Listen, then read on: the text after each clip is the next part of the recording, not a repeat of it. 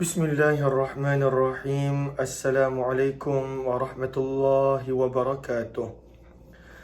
Bismillah, alhamdulillah, wassalatu wassalamu ala habibillah Sayyidina Muhammad ibn Abdillah wa ala alihi wa sahbihi wa mawalah. Subhanaka la ilma lana illa ma 'allamtana innaka antal alimul hakim. Wala hawla wala quwwah إلا بالله العلي العظيم. اللهم رب اشرح لنا صدورنا ويسر لنا أمورنا واحلل عقدة من ألسنتنا يفقه أقوالنا. اللهم فقهنا في الدين وعلمنا التأويل برحمتك يا رب العالمين والحمد لله رب العالمين.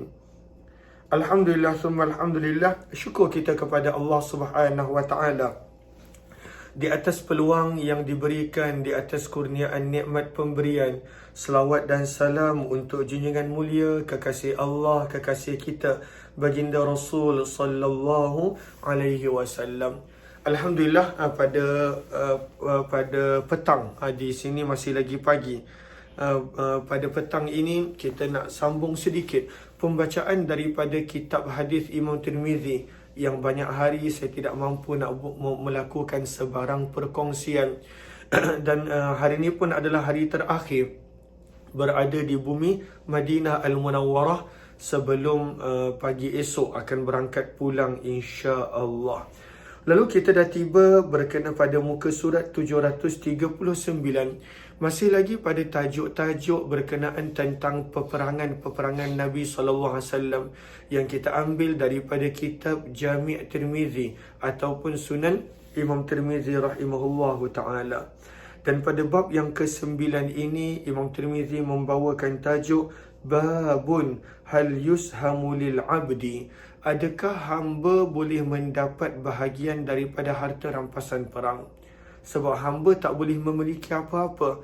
Apa yang dimiliki oleh hamba, kebiasaan dia automatik menjadi milik tuan dia. Maka adakah hamba boleh mendapat bahagian daripada harta rampasan perang? As-siham bermaksud harta rampasan perang. Maka lihat kepada Sahara pada baris yang pertama, kata para ulama, wala yushamu limamlukin wala mra'atin wala sabiyyin wala dhimmi. Golongan-golongan ini kalaulah mereka berperang bagi pihak tentera Islam, mereka tidak akan mendapat bahagian secara khusus.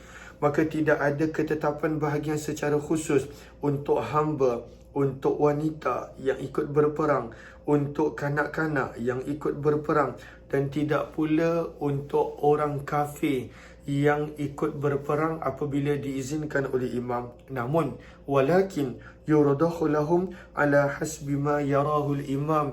Namun panglima tentera Islam ataupun pemerintah tentera Islam akan bagi bahagian untuk mereka, namun tidak secara khusus. Diberikan sebagai hadiah untuk mereka. Jom kita lihat hadisnya. Riwayat 1546. Wa bihi ilaihi qala hadatsana Qutaibah qala hadatsana Bishr ibn al-Mufaddal an Muhammad ibn Zaid an Umair maula Abi Lahab qala syahidtu Khaybar. Aku telah menghadiri peperangan Khaybar. Kata Umair yang merupakan hamba kepada keluarga Abu Lahab. Aku telah menghadiri peperangan Khaybar bersama dengan sadati, bersama dengan pemilik-pemilikku. Fakallamu, maka mereka telah bercakap fiya, berkenaanku, Nabi sallallahu alaihi wasallam. Apa yang mereka cakapkan? Untuk Nabi bagi sedikit kepadaku daripada harta rampasan perang.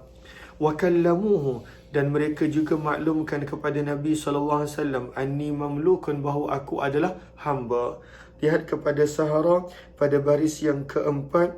Maksudnya apa? Ay kallamu fi haqqi, mereka bercakap berkenaan tentang hakku dan keadaanku, yang mana aku adalah seorang yang berani, seorang yang hebat dalam peperangan dan sebagainya. Allahumma salli ala sayyidina Muhammad bima huwa madhulli, daripada pujian-pujian tentang kebolehanku dalam berperang. Qal, maka kata Umair yang merupakan hamba, fa'amara bi, maka Nabi SAW telah memerintahkan untuk aku diberikan sesuatu. fakullitu saifa, maka aku telah diberikan pedang untuk berperang.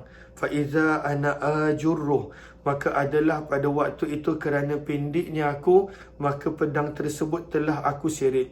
Fa amara li bi syai'in, maka Nabi SAW telah memerintahkan untukku diberikan sesuatu, min khurthiyil mata', daripada peralatan-peralatan rumah. Maka dia dapat sesuatu. Walaupun dia hamba, tak sepatutnya dapat apa-apa daripada harta rampasan perang, tapi Nabi SAW bagi sesuatu daripada perabot-perabot dan peralatan rumah. Wa aradtu alaihi ruqyah, dan aku telah mempersembahkan ataupun menunjukkan kepada Nabi SAW ruqyah, bacaan-bacaan untuk perlindungan. Kuntu arqi, yang aku gunakan untuk memberi kesembuhan al-majanin kepada orang-orang yang gila. Maka Umar ni dia ada kelebihan, dia ada mengetahui bacaan-bacaan yang tertentu yang boleh menyembuhkan orang-orang yang gila. Maka dia pun maklumkan kepada Nabi bacaan yang dia baca. Fa'amarani, maka Nabi SAW telah memerintahkan daku bitarhi, untuk membuang ba'diha sebahagian kalimat, wahabsi, dan untuk kekal menggunakan ba'diha sebahagian kalimat. Dan di dalam bab ini ada juga riwayat daripada Abdullah bin Abbas radhiyallahu anhuma. Maka daripada hadis ini yang kita dapat belajar, para hamba mereka tidak ada bahagian yang khusus daripada peperangan, namun mereka akan dikurniakan berdasarkan apa yang dirasakan layak oleh panglima ataupun pemerintah Islam. Dan hadis ini adalah hadis yang hasan sahih kata Imam Tirmizi, dan beramal pada hadis ini di sisi sebahagian ahli ilmu, mereka Allah yushama, bahawa tidak ada bahagian tetap untuk para hamba seperti mana orang merdeka, walakin, dan akan tetapi, yurdahu, dikurniakan untuknya dengan sesuatu. Dan inilah pandangan Al-Thawri, Al-Syafi'i, Ahmad dan Ishaq rahimahullahu ta'ala. Bab yang ke-10, Babu Maja'a, bab pada hadis yang telah datang, fi ahli zimmah, berkenaan tentang orang kafir zimmi. Apakah kafir zimmi? Zimmi adalah orang kafir ataupun orang yang bukan Islam, yang ada perjanjian damai dengan orang Islam, yang mana mereka takkan menyerang, mereka takkan menyakiti, bahkan mereka berjanji untuk turut bersama-sama mempertahankan negara yang mereka berada daripada serangan musuh. Maka itu dikenali sebagai zimmi. Daripada az-zimmah, az-zimmah maksudnya tanggungan dan tanggungjawab. Mereka mengambil tanggungjawab untuk mempertahankan negara Islam yang mereka duduki ataupun yang mereka berada dengan diri mereka dan sebagainya. Lalu kalaulah orang kafir zimmi, yaghzun, mereka berperang ma'al muslimin, bersama dengan orang Islam, persoalannya, hal yushamu lahum, adakah mereka akan mendapat harta rampasan perang secara khusus sama seperti orang Islam ataupun tidak? Jom kita lihat hadisnya. Riwayat 1547. Wa bihi ilayhi qala hadatsana Ansari qala hadatsana Ma'nun qala hadatsana Malik bin Anas an al-Fudail bin Abi Abdullah an Abdullah bin Niyar al-Aslami an Urwah an Aisyah radhiyallahu anha. Daripada Aisyah radhiyallahu anha, sesungguhnya baginda Nabi sallallahu alaihi wasallam kharaja, telah keluar menuju ke Badar, hatta idza kana bi harratil wabar, sehingga baginda Nabi sallallahu alaihi wasallam telah tiba di harratul wabar. Di harratul wabar, maka harrah, apakah maksud harrah? Tanah yang berbatuan hitam.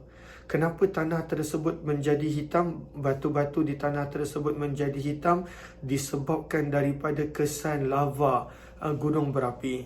Maka Madinah ada dua harrah yang besar yang terletak di kiri kanan Madinah. Antaranya adalah harratul wabrah yang mana kita sedang baca. Hatta idza kana bi harratil wabrah, maka ketika mana Nabi SAW berada di harrah, tanah berbatuan hitam yang apa dikenali sebagai harratul wabrah. Allahumma salli ala habibina Muhammad wa ala alihi washabihi ajma'in. Lahiqahu, maka telah datang berjumpa dengan Nabi seorang daripada kalangan orang musyrikin, yuzkaru, yang mana orang ini disebut, terkenal, minhu, daripadanya, jur'atun wa najdatun, kedua-duanya memberi makna sama, jur'ah wa najdah, memberi makna keberanian. Maka mereka ini dikenali sebagai seorang yang sangat berani. Maka ada seorang daripada kalangan penduduk Madinah yang belum masuk Islam, maka dia datang nak join peperangan Badar bersama dengan Nabi, dan dia ni pun memang terkenal sebagai seorang yang sangat-sangat berani. Allahumma salli ala habibina Muhammad wa ala alihi washabihi ajma'in. Faqala lahu Nabi, maka Nabi bersabda kepadanya, tu'minu billahi wa rasulih, adakah kamu seorang yang beriman kepada Allah dan Rasul? Qala la, maka lelaki tersebut menjawab tidak. Qala, maka sabda Nabi, irji, baliklah, falan asta'ina bi musyrik, maka aku tidak akan mendapatkan pertolongan daripada orang-orang yang tidak Islam. Maka daripada sini satu adalah kalaulah tidak ada keperluan, tidak patut mendapatkan pertolongan daripada orang-orang yang bukan Islam. Dan di dalam hadis ini ada perbahasan yang lebih daripada ini. Hadis ini adalah hadis yang hasan gharib, dan beramal pada hadis ini di sisi sebahagian ahli ilmu, mereka berkata la yushamu, tidak akan diberikan bahagian khusus li ahli zimmah, untuk orang kafir yang ada perjanjian bersama dengan orang Islam, wa in qatalu, walaupun mereka berperang bersama dengan orang Islam melawan musuh, wara'a, dan telah berpandangan sebahagian daripada ahli ilmu bahawa perlu untuk memberikan bahagian khusus untuk mereka apabila mereka turut bersama dalam peperangan bersama dengan orang Islam. Riwayat 1548 wa yurwa, dan diriwayatkan daripada Az-Zuhri. Lalu sanad lihat kepada Sahara pada baris yang kedua daripada bawah, wa huwa munqati, sebenarnya riwayat 1548 ini adalah munqati, kerana Zuhri tak pernah bertemu dengan Nabi SAW.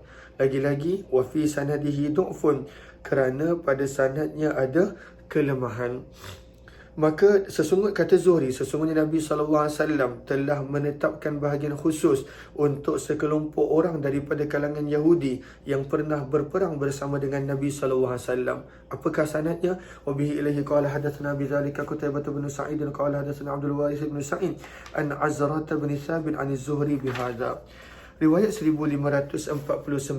Wabihi ilaihi qala hadatsana Abu Sa'id al-Ashajj qala hadatsana Hafs bin Ghiyath qala hadatsana Buraidah wa huwa bin Abdullah bin Abi Burdah an jaddihi Abi Burdah an Abi Musa radhiyallahu anhu qala, daripada Abu Musa al-Ash'ari radhiyallahu ta'ala anhu, beliau berkata, qadimtu, aku telah datang bertemu dengan Nabi SAW bersama dengan sekelompok orang daripada kalangan Ash'ariyin. Ash'ariyin adalah satu kabilah yang berada di Yaman. Fa ashamalana, maka Nabi telah menetapkan bahagian untuk kami bersama dengan orang-orang yang telah menang dalam peperangan tersebut. Namun riwayat ini tak boleh dijadikan dalil, kerana ada riwayat yang menyebut sebenarnya Abu Musa al-Ash'ari telah masuk Islam sewaktu Nabi di Mekah lagi. Namun dalam perjalanan dia nak menuju ke Mekah, dia telah bertemu dengan para sahabat yang dalam perjalanan menuju ke Habsyah, yang sewaktu itu sedang melewati Yaman. Maka mereka kata dengan Abu Musa, kalaulah kamu nak jumpa dengan Muhammad untuk beriman, Muhammad pun, Rasulullah pun, hantar kami ke Habsyah. Maka Abu Musa dia telah ikut pergi ke Habsyah. Dalam sebahagian riwayat sirah, maka dia pun telah ikut pergi ke Habsyah. Lalu bila dia datang ke Khaybar pada tahun ke-7 Hijrah, pada waktu tu dia sudah Islam. Maka riwayat ini tak boleh nak dijadikan dalil yang Nabi telah beri bahagian harta rampasan perang kepada Abu Musa al-Ash'ari, kerana sebenarnya mereka memang Islam pada waktu itu. Bahkan mereka masuk Islam awal, cuma mereka tak bertemu dengan Nabi sebab mereka turut bersama berhijrah ke bumi Habsyah. Maka tak boleh dijadikan dalil riwayat ini. Hadis ini adalah hadis yang hasan sahih gharib, dan beramal pada hadis ini di sisi ahli ilmu. Berkata Al-Auza'i, man lahiqa bil muslimin, barang siapa yang mendapati tentera-tentera Islam qabla an yushama, sebelum diagihkan harta rampasan perang, ushimalah, maka akan diagihkan bahagian khusus untuknya walaupun tidak Islam.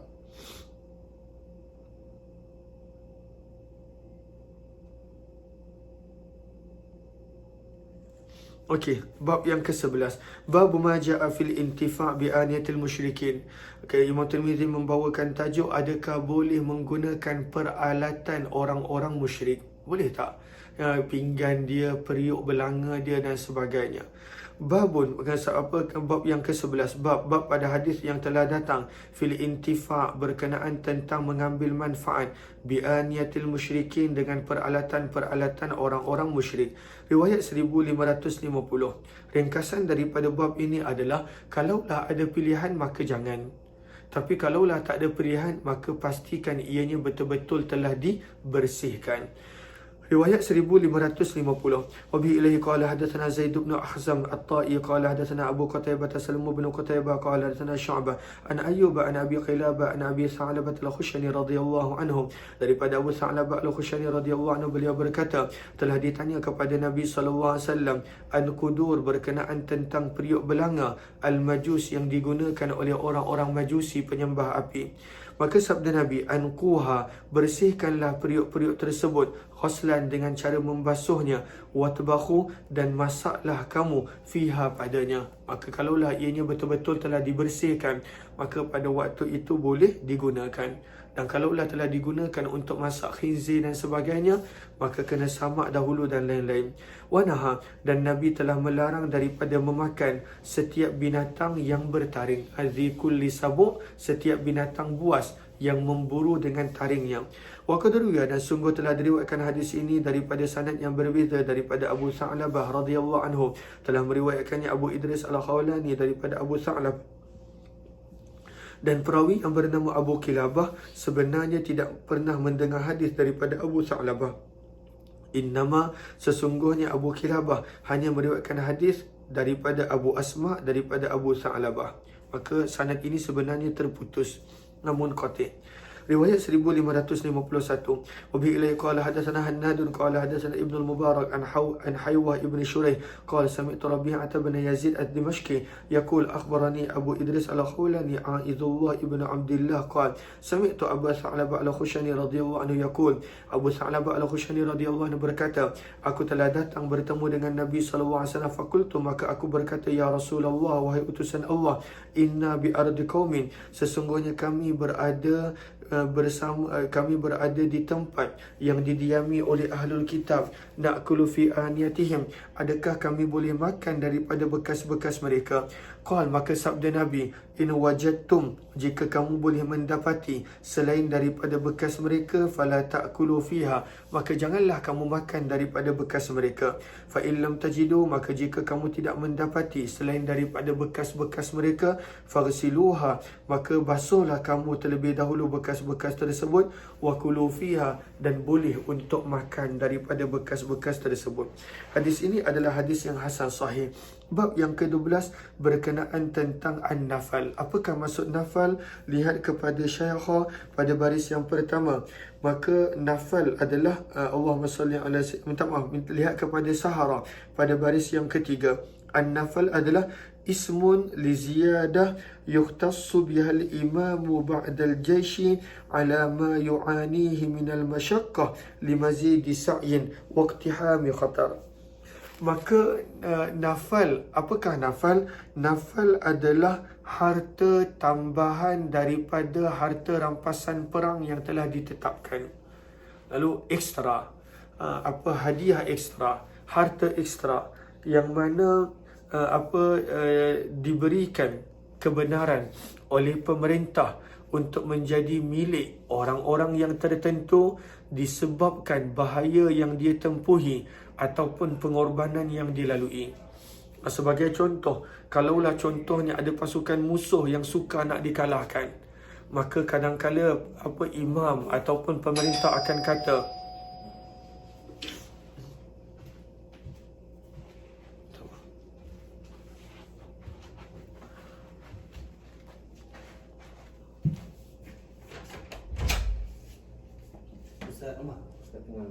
okey, nak tak apa Ustaz, boleh Ustaz? Kenapa? Oh, tak boleh Ustaz. Kenapa Ustaz?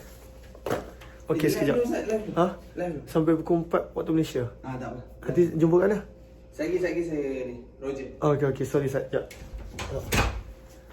Okey, minta maaf. Allahumma salli ala sayyidina Muhammad. Lalu an-nafal.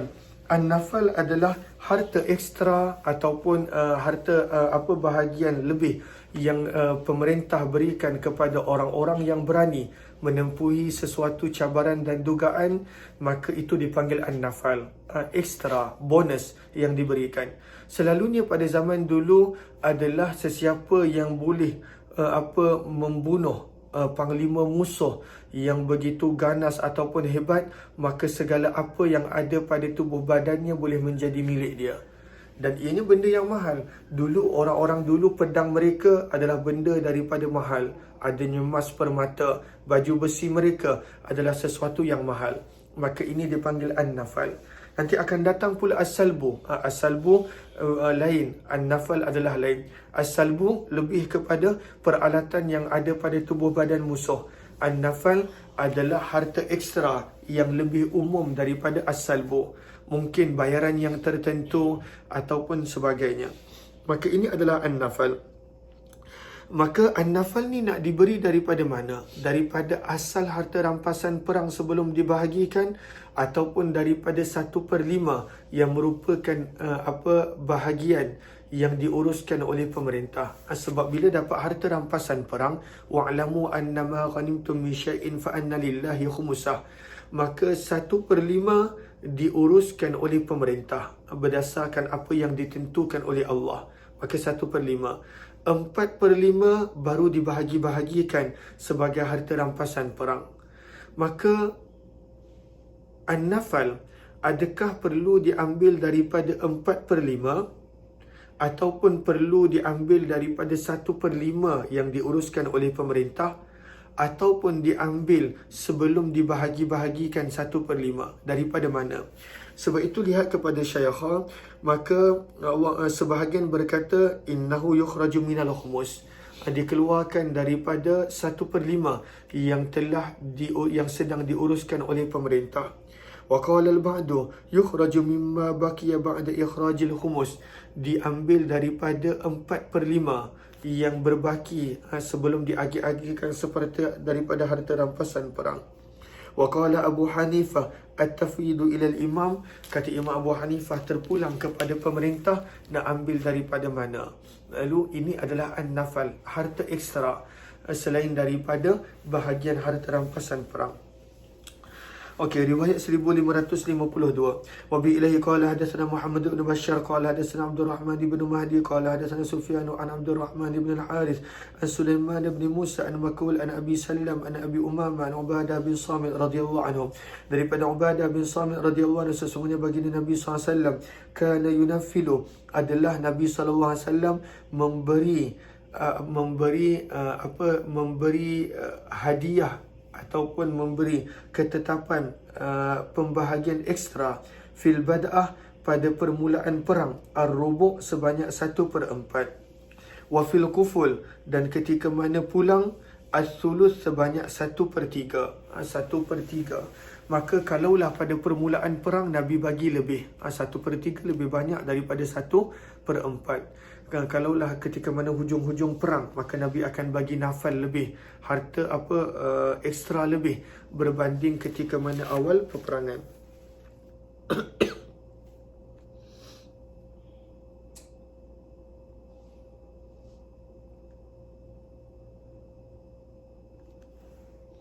Kenapa waktu akhir perang Nabi bagi lebih 1/3? Lihat kepada Sahara pada baris yang terakhir, li'anna nuhudahum ba'dal qafal asyaqqu, kerana bila dah hujung-hujung perang, lagi-lagi bila dah selesai perang, nak perang lagi sekali sebenarnya adalah sesuatu yang berat, dalam keadaan letih, dalam keadaan tak larat. Wal khatar fihi a'zam, dan Allahumma salli ala sayyidina Muhammad, di situ terdapat lebih banyak perkara yang membahayakan berbanding ketika mana awal perang. Pada waktu tu memang semangat, pada waktu tu banyak tenaga. Maka selalunya bila akhir-akhir perang, kalaulah tiba-tiba contohnya musuh datang balik, musuh serang balik, maka Nabi akan bagi lebih nafal pada ketika mana akhir peperangan berbanding awal peperangan. Maka ini Nabi SAW. Maka terpulang kepada pemerintah nak bagi nafal berapa dan sebagainya. Dalam bab ini ada juga riwayat daripada Abdullah bin Abbas, Habib bin Maslamah, Ma'an bin Yazid, Abdullah bin Umar, Salamah bin Akwa radhiyallahu anhum. Hadis Ubadah adalah hadis yang hasan dan sungguh telah diriwayatkan hadis ini daripada Abu Salam, daripada salah seorang daripada sahabat Nabi SAW. Riwayat 1553. Wa bi ilai qala hadatsana Hannad qala hadatsana Ibnu Abi Zinadi an Abi an Ubaidillah bin Abdullah bin Utbah an Ibn Abbas, daripada Abdullah bin Abbas radhiyallahu taala anhuma, sesungguhnya baginda Nabi SAW tanaffala, telah memberikan harta ekstra, harta yang lebih. Tanaffala, sesungguhnya Nabi SAW telah mengambil sebagai nafal, sebagai bahagian yang lebih, saifahu, pedang Nabi SAW yang bernama Zulfaqar ketika mana peperangan Badar. Maka ketika mana peperang Badar, Nabi SAW telah mengambil pedang Zulfaqar sebagai nafal untuk diri baginda.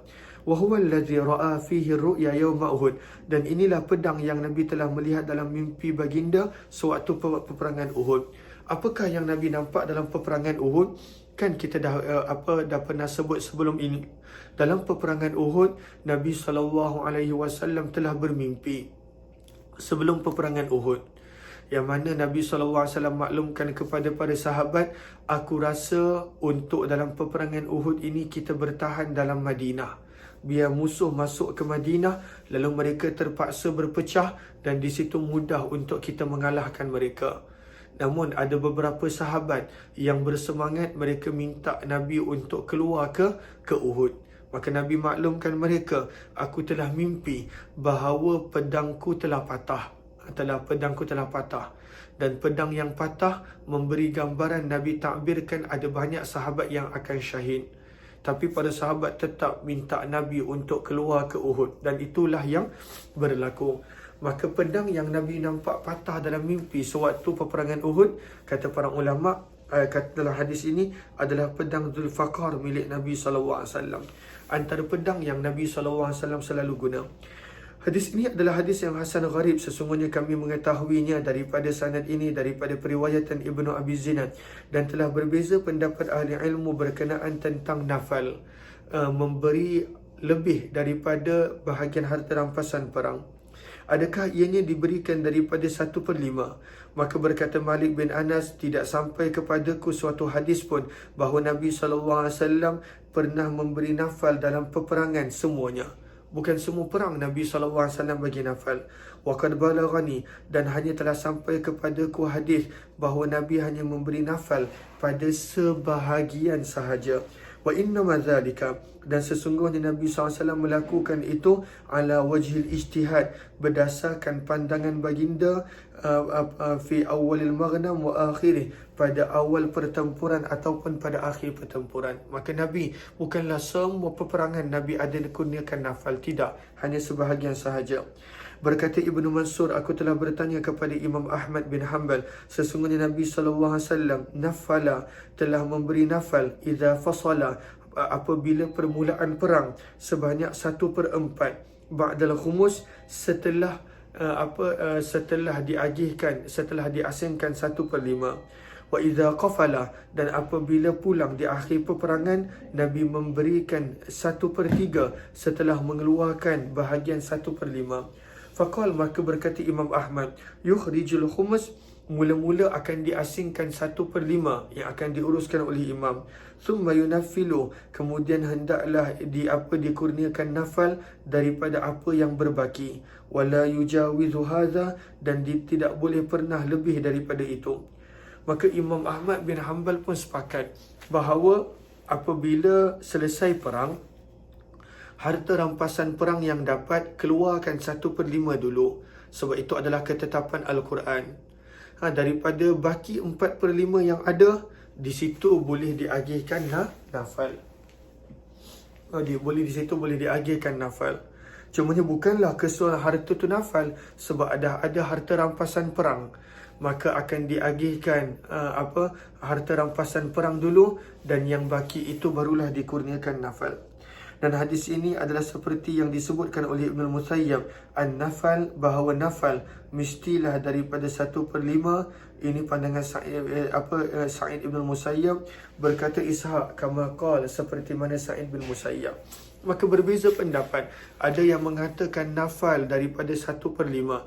Ada yang mengatakan nafal bukan daripada 1/5. Perbezaan pendapat. Bab yang ke-13.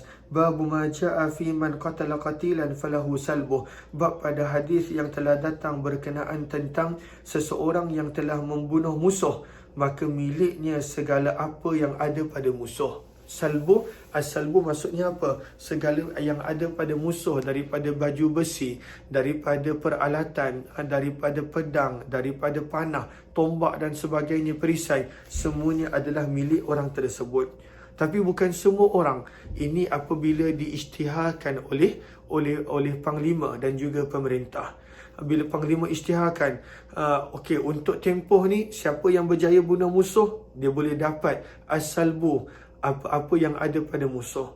Ataupun siapa yang bunuh panglima musuh ni, dia akan dapat apa yang dimiliki oleh musuh tersebut. Maka itu adalah as-salbu pula. Lihat kepada Arafah, apakah as-salbu? Ma'ala ar-rajuli min ath-thiyabi was-silah. Apa yang dimiliki oleh musuh daripada pakaian, baju besi dan senjata. Lal faras, tidak kuda. Berkenaan tentang tunggangan, maka ada perbezaan pendapat. Ada kata kuda pun termasuk, ada kata tunggangan tak termasuk. Hanya apa yang ada pada badan dan senjata yang mereka pegang. Kenderaan tak termasuk. Maka ini perbezaan pendapat.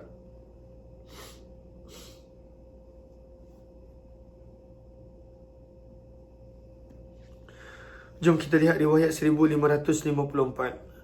Wabihi ilaihi qala, maka ada yang mengatakan as-salbu adalah seperti an-nafal.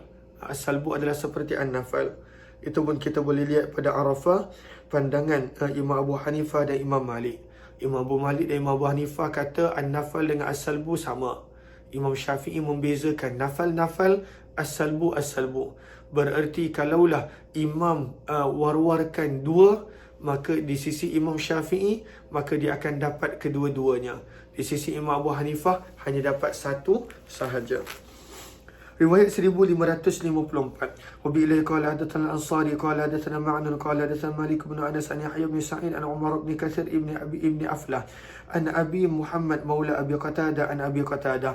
Daripada Abu Qatadah radhiyallahu anhu, beliau berkata, baginda Nabi SAW telah bersabda, man qatala qatilan, barang siapa yang telah membunuh musuh, lahu, maka baginya, alaihi, di atas pembunuhan tersebut, bayinatun, mestilah mempunyai saksi. Dia mesti kena bawa saksi bahawa memang betul orang ni dia telah bunuh. Falahu salbuh, maka dia akan dapat memiliki apa yang ada pada musuh tersebut. Salbu, harta milik orang yang dia telah bunuh. Dan di dalam bab ini sebenarnya ada kisah yang panjang. Wa bihi ilaihi qala sana Ibnu Abi Umar qala hadatsana Sufyan an Yahya bin Sa'id bi hadzal isnad nahwa. Dan dalam bab ini ada juga riwayat daripada Auf bin Malik, Khalid bin Walid, Anas bin Malik, Samurah bin Jundub radhiyallahu anhum. Dan hadis ini adalah hadis yang hasan sahih. Dan Abu Muhammad, nama beliau adalah Nafi, yang merupakan hamba yang telah dimerdekakan oleh Abu Qatadah. Dan beramal pada hadis ini di sisi sebahagian ahli ilmu daripada kalangan sahabat Nabi dan selain mereka. Berkata Imam Al-Auza'i dan Syafi'i serta Ahmad bahawa adanya as-salbu. Berkata pula sebahagian ahli ilmu, lil imam, terpulang kepada pemerintah, an yukhrija, untuk mengeluarkan, minas salab, daripada harta milik orang yang telah dibunuh sebagai hadiah tersebut, al-khumus 1/5. Maka sebahagian berkata dia boleh dapat, tetapi dia kena keluarkan zakat 1/5 ataupun bayaran 1/5 daripada as-salbu tersebut. Berkata Al-Thawri, an-nafal an yaqul al-imam. Apakah itu an-nafal? Ketetapan ekstra yang telah ditentukan oleh pemerintah. An yaqul al-imam, iaitu pemerintah akan berkata, man aswaba syai'an fahuwalah. Barang siapa yang dapat sesuatu, maka itu adalah milik dia. Wa man qatala qatilan, dan barang siapa yang membunuh musuh yang tertentu, maka harta milik musuh tersebut adalah milik dia. Fahuwa jaiz, maka kata Al-Thawri, ini adalah boleh. walaysa fihi al-khumus, namun tidak ada perlu untuk mengeluarkan 1/5 daripada apa yang didapat. Wa qala Ishaq, berkata Ishaq, as-salab lil qatil illa an yakuna syai'an kathira, bahawa harta milik orang yang telah dibunuh adalah milik kepada pembunuh, kecuali kalaulah ianya terlalu banyak, maka imam, panglima dan pemerintah boleh ambil apa yang dirasakan perlu. Fara'al imam, maka imam boleh menetapkan untuk mengambil 1/5 daripada as-salbu tadi, seperti mana yang pernah dibuat oleh Umar bin Khattab radhiyallahu taala anhu. Lalu ini berkenaan tentang as-salbu, harta milik yang ada pada tubuh musuh yang telah dibunuh. Bab yang ke-14, bab pada hadis berkenaan karahiyah, tidak boleh bai'il maghanim, menjual harta rampasan perang sehingga dibahagi-bahagikan. Tak boleh, sebab tak tahu berapa banyak. Tak boleh kata, okey, apa jua yang aku dapat dalam peperangan ni, aku jual dengan harga 1000 dinar. Tak boleh, sebab tak tahu dia dapat banyak ataupun sedikit. Maka itu sama seperti menjual barang yang tidak diketahui. Riwayat 1555, bila qala hadatsana Hannad qala hadatsana Hatim bin Ismail an Jahdam ibn Abdullah an Muhammad bin Ibrahim an Muhammad bin Zaid an Syarib bin Hausyab an Nabi Sa'id al-Khudri radhiyallahu anhu qala naha Rasulullah SAW, Nabi SAW telah melarang daripada menjual harta rampasan perang hatta tuksam, sehinggalah diagih-agihkan terlebih dahulu. Lihat kepada Sahara al-Muqtada lil manhi, kenapa dilarang? Adamul milki inda man yara anna al-milka yatawaqqafu 'ala al-qismah, bahawa sebenarnya dia belum lagi memiliki harta tersebut. Dan dalam bab ini ada juga riwayat daripada Abu Hurairah, dan hadis ini adalah hadis yang gharib. Bab yang ke-15 berkenaan tentang tidak boleh bersetubuh dengan tawanan perang yang sedang mengandung. Tawanan perang, maka pada waktu itu kalaulah mengandung, tidak boleh bersetubuh dengan mereka. Bab yang ke-15, bab maja'a, bab pada hadis yang telah datang fi karahiyah, pada tidak boleh wat'il habala, bersetubuh dengan wanita-wanita mengandung, minas sabyi, daripada tawanan perang wanita. Riwayat 1556, wa bi ilai qala hadatsana Muhammad bin Yahya an-Naisaburi qala hadatsana Abu Asim an-Nabil an Wahb bin Abi Khalid qala hadathatni Ummu Habibah bint Irbad ibn Sariyah anna abaha akhbaraha anna Rasul, daripada Irbad bin Sariyah radhiyallahu anha, sesungguhnya Nabi sallallahu alaihi wasallam telah melarang antuta'a, daripada disetubuhi as-sabaya, tawanan perang wanita, hatta yada'na, sehingga mereka melahirkan apa yang ada di dalam perut mereka. Dan dalam bab ini ada juga riwayat daripada Rufai' bin Thabit radhiyallahu anhum. Hadis Irbad bin Sariyah adalah hadis yang gharib, dan beramal pada hadis ini di sisi ahli ilmu. Berkata Al-Auza'i, idza ishtara ar-rajulu, apabila seseorang itu telah membeli hamba perempuan daripada kalangan tawanan perang wanita, wahia hamil, dalam keadaan wanita itu sedang mengandung, maka diriwayatkan daripada Umar bin Khattab, sesungguhnya beliau berkata, la tuta'u, tidak boleh disetubuhi wanita yang sedang mengandung sehinggalah ia melahirkan. Ini untuk tawanan perang. Qala Al-Auza'i, berkata Al-Auza'i, wa ammal harair, adapun wanita-wanita merdeka, maka kita telah belajar daripada hadis bahawa mereka diperintahkan untuk melalui iddah. Wanita merdeka ada iddah, tapi hamba maka kena tunggu melahirkan terlebih dahulu. Kata Imam Tirmizi, semua ini telah diriwayatkan, haddatsani, telah menceritakan kepadaku Ali bin Hashram. Ali bin Hashram berkata, haddatsana Isa bin Yunus anil Auza'i. Bab yang ke-16, bab ma ja'a fi ta'amil musyrikin, bab pada hadis berkenaan tentang memakan makanan orang-orang musyrik. Adakah boleh memakan makanan orang-orang yang musyrik?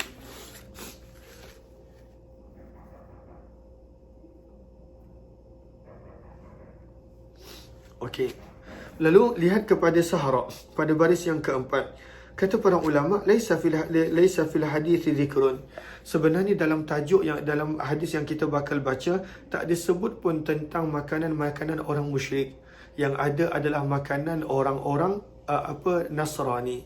Yang ada hanya orang-orang Nasrani. Maka nak disebutkan bahawa orang-orang Nasrani dan orang-orang musyrik sebenarnya adalah sama. Kalaulah kita benar-benar yakin mereka tidak memakan makanan yang haram, maka pada waktu itu boleh. Okey. riwayat 1000 ini daripada sudut keharusan. Afdalnya jangan, tapi ini daripada sudut keharusan. Lagi-lagi dalam waktu peperangan dan lain-lain. Sebab itu dibawa tajuk dalam peperangan. Riwayat 1557. Wa bi ilai qala hadatsana Mahmud bin Ghailan qala hadatsana Abu Dawud at-Tayalisi an Syu'bah qala akhbarani Simak bin Harb qala sami'tu Qabisah bin Hulb yuhaddithu an abihi qala sa'atu an-nabi sallallahu alaihi wasallam an ta'amin nasara.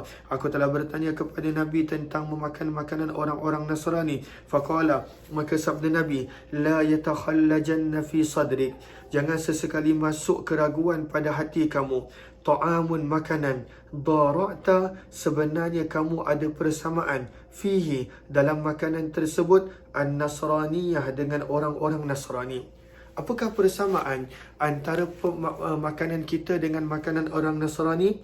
Kata para ulama, daripada sudut bagaimana sebahagian orang-orang Nasrani mereka berhati-hati dalam apa yang mereka makan.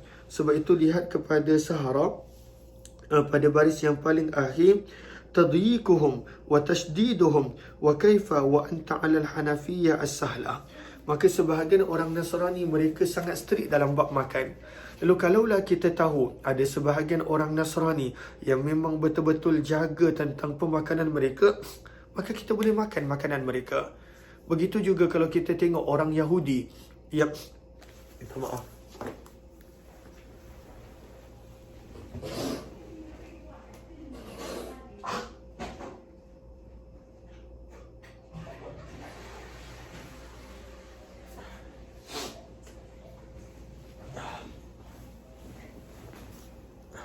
maaf. Begitu juga orang-orang Yahudi, contohnya mereka yang sangat betul-betul menjaga makanan, kosher dan sebagainya. Maka kalaulah kita benar-benar yakin, maka kita boleh makan. Dan dikiaskan juga daripada sini adalah orang-orang musyrik. Kalaulah kita benar-benar pasti mereka menjaga makan, mereka tidak memakan sembarangan, maka tidak ada masalah untuk memakan makanan mereka. Contohnya daripada sudut vegetarian, daripada sudut benda-benda yang memang tak ada keraguan, tak ada halal, maka pada waktu itu boleh. Hadis ini adalah hadis yang hasan, berkata Mahmud, dan telah berkata Ubaidullah bin Musa daripada Israel, daripada Simak, daripada Qabisah, daripada ayahnya, daripada Nabi SAW, riwayat yang lebih kurang sama. Berkata Mahmud bin Ghailan, telah berkata Wahab bin Jarir daripada Syu'bah, daripada Simak, daripada Murri bin Qatri, daripada Adi bin Hatim, daripada Nabi SAW, riwayat yang lebih kurang sama. Dan beramal pada hadis ini di sisi ahli ilmu bahawa ada kelonggaran dalam memakan makanan ahli kitab. Bab yang ke-17, babun fi karahiyati tafriq baina sabi, bab tidak boleh memisahkan di antara tawanan perang. Maka dalam ketika mana tawanan perang mungkin ada ibu dan anak, maka tak boleh untuk dipisahkan. Riwayat 1558. Wa bi ilai qala hadatsana Hafs bin Umar Asy-Syaibani qala hadatsana Abdullah bin Wahb qala akhbarani Huyay an Abi Abdurrahman Al-Hubuli an Abi Ayyub radhiyallahu anhu qala sami'tu Rasulullah sallallahu alaihi wasallam yaqul man farraqa, barang siapa yang memisahkan di antara seorang ibu dan anaknya daripada tawanan perang, maka Allah akan pisahkan di antaranya dan kekasihnya dan orang yang dikasihinya pada hari kiamat. Dan di dalam bab ini ada juga riwayat daripada Ali radhiyallahu anhu. Hadis ini adalah hadis yang hasan gharib, dan beramal pada hadis ini di sisi ahli ilmu daripada kalangan sahabat Nabi SAW dan selain mereka. Karihu, mereka mengatakan tidak boleh untuk memisahkan baina sabyi, di antara tawanan perang, sama ada di antara ibu dan anak, di antara anak dan bapa, dan juga di antara adik-beradik, tidak boleh dipisahkan. Bab yang ke-18, bab ma jaa fi qatlil usara wal fida, bab pada hadis yang telah datang berkenaan tentang boleh membunuh tawanan perang, wal fida, dan juga boleh untuk mengambil wang tebusan. Maka kalaulah rasa musuh ni dah berkali-kali menyerang, bunuhnya adalah lebih mendatangkan kebaikan, maka boleh bunuh. Dan juga boleh untuk mengambil tebusan bagi musuh tersebut. Dan ini berlaku dalam peperangan Badar. Wabihi ilai riwayat 1559. Wabihi ilai qala hadatsana Abu Ubaidah ibnu Abi Safar wa ismuhu Ahmad ibn Abdullah al-Hamdani wa Mahmud ibn Ghailan qala hadatsana Abu Daud al-Hafari qala hadatsana Yahya ibn Zakaria ibn Abi Zaid an Sufyan ibn Sa'id an Hisham an ibn Sirin an Abidah an Ali radhiyallahu anhu. Daripada Ali radhiyallahu anhu, sesungguhnya baginda Nabi SAW telah bersabda, Inna Jibril, sesungguhnya Jibril habata telah turun kepadaku. Faqalalah, maka Jibril telah berkata kepada baginda Nabi SAW, Khayyirhum, wahai Muhammad, berilah pilihan kepada para sahabat, yakni ashabak, fi usara, berkenaan tentang tawanan perang Badar. Al-Qatla, pilihan yang pertama, mereka boleh pilih untuk bunuh tawanan perang Badar. Awil fida, ataupun mereka boleh pilih untuk mendapat tebusan.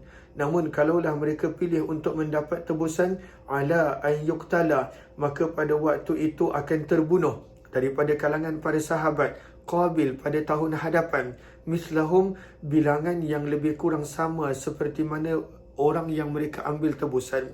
Qalu, maka para sahabat pada waktu itu memilih untuk mendapatkan tebusan, lalu yuqtal, terbunuhlah daripada kalangan mereka jumlah yang lebih kurang sama sewaktu peperangan Uhud.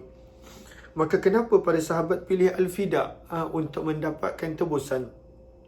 Lihat pada baris yang keempat, inna makhtaru zalika raghbatan minhum fi usara Badar, kerana mereka inginkan para tawanan Badar untuk mendapat peluang untuk masuk Islam. Wa fi nailihim darajat asy-syahadah, dan mereka tahu kalaulah mereka terbunuh, mereka akan mati syahid pada tahun hadapan. Maka ini satu pandangan. Kemudian lihat pada penghujung baris tersebut, wa hadzal hadis mushkil jiddan, namun ada juga yang mempertikaikan hadis ini kerana daripada sudut makna dan sanad dan sebagainya. Maka ini adalah hadis yang menceritakan tentang para sahabat memilih untuk mendapatkan tebusan bagi tawanan perang Badar. Walaupun kita dah baca ada sahabat yang tak bersetuju seperti Umar bin Khattab, Sa'ad bin Mu'az radhiyallahu anhu, namun Nabi akhirnya memilih pandangan para sahabat yang mengatakan untuk mengambil tebusan daripada tawanan Badar. Dan dalam bab ini ada juga riwayat daripada Abdullah bin Mas'ud, Anas, Abu Barzah al-Aslami, Jubair bin Mut'im radhiyallahu anhu. Hadis ini adalah hadis yang hasan gharib daripada periwayatan Al-Thawri. Kami tidak mengetahuinya kecuali daripada hadis Ibnu Abi Zaidah. Abu Usamah telah meriwayatkan daripada Hisham, daripada Ibnu Sirin, daripada Abidah, daripada Ali radhiyallahu anhu, daripada Nabi SAW. Riwayat lebih kurang sama, dan telah diriwayatkan Ibnu Aun daripada Ibnu Sirin, daripada Abidah, daripada Nabi SAW secara mursal. Dan Abu Daud al-Hafari namanya adalah Umar bin Sa'ad. Riwayat 1560. Wabi ilaihi qala hadatsana Ibnu Abi Umar qala hadatsana Sufyan qala hadatsana Ayyub an Abi Qilabah an ammi an Imran bin Husain anna Nabi SAW fada, Nabi SAW telah membayar tebusan rajulaini, dua orang Islam, sebagai ganti seorang daripada kalangan musyrik. Maka ada seorang musyrik ini, wang tebusan dia adalah pada waktu itu dibebaskan dua orang daripada kalangan orang Islam yang menjadi tawanan perang. Hadis ini adalah hadis yang hasan sahih, dan pakcik kepada Abu Kilabah beliau adalah Abul Muhallab, namanya adalah Abdul Rahman bin Amr, dan dikatakan Muawiyah bin Amr. Dan Abu Kilabah pula nama penuhnya adalah Abdullah bin Zaid al-Jurmi rahimahullahu ta'ala. Dan beramal pada hadis ini di sisi kebanyakan ahli ilmu daripada kalangan sahabat Nabi dan selain mereka, bahawa sebenarnya panglima dan imam pemerintah mempunyai pilihan ayyamunna, sama ada untuk membebaskan secara percuma, mansya'a, siapa yang beliau kehendaki daripada kalangan tawanan, wa yaqtul, dan untuk membunuh siapa yang beliau kehendaki daripada kalangan tawanan, wa yufti, dan untuk mengambil wang tebusan daripada siapa yang dia kehendaki. Sebenarnya itu adalah pilihan panglima dan pemerintah. Wahtara, dan telah memilih sebahagian ahli ilmu bahawa afdal membunuh musuh yang memerang Islam berbanding dengan mengambil tebusan bagi pihak mereka. Berkata Al-Auza'i, telah sampai kepadaku bahawa sebenarnya ayat ini adalah mansuh, iaitu firman Allah dalam surah Muhammad ayat yang keempat, fa imma manna, sama ada nak membebaskan percuma tawanan perang, wa imma fida'a, ataupun pada waktu itu nak mengambil tebusan. Kata Al-Auza'i, nasakhatha, ayat seperti ini telah menjadi mansuh dengan firman Allah dalam suratul Baqarah ayat 191, waqtuluhum, dan bunuhlah musuh-musuh yang menyerang kamu dimanapun kamu menjumpai mereka. Lalu ini pandangan Auza'i, bahawa bila ada tawanan, yang ada pilihan hanyalah penggal dan bunuh mereka, sebab mereka musuh, mereka datang nak membunuh Islam. Namun pandangan ini tidaklah kuat. Berkata Ishaq bin Mansur, aku telah bertanya kepada Imam Ahmad bin Hanbal, iza usiral asir, apabila ada tawanan yang ditangkap, adakah perlu dibunuh ataupun diambil wang tebusan? Mana satu yang lebih afdal? Daripada sudut boleh, semua boleh, tapi daripada sudut afdal, qal, maka berkata Imam Ahmad bin Hanbal, in qadaru an yufadu, kalaulah mereka pilih untuk mengambil tebusan, maka tidak ada masalah. Wa in qutila, dan kalaulah mereka pilih untuk bunuh, maka aku tidak mengetahui ada sebarang masalah.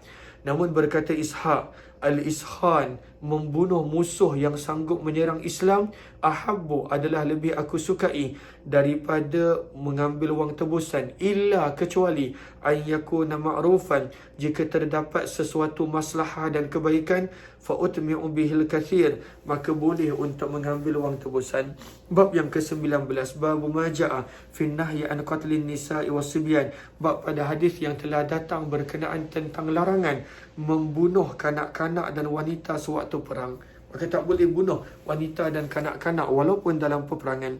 Riwayat 1561, wa bi ilai qala hadatsana Qutaibah qala hadatsana Laysu an-Nafi' an Ibnu Umar radhiyallahu anhuma akhbara anna imra'atan, sesungguhnya seorang wanita telah didapati terbunuh dalam sebahagian peperangan bersama dengan Nabi SAW. Fa ankara, maka Nabi tidak menyukai perkara tersebut. Wa naha, dan Nabi telah melarang daripada membunuh kanak-kanak dan wanita. Lihat kepada Sahara pada hujung baris yang pertama, illa an tuqatilal mar'atu fatuqtal, kecualilah kalaulah wanita itu pun tentera, angkat senjata, maka boleh dibunuh.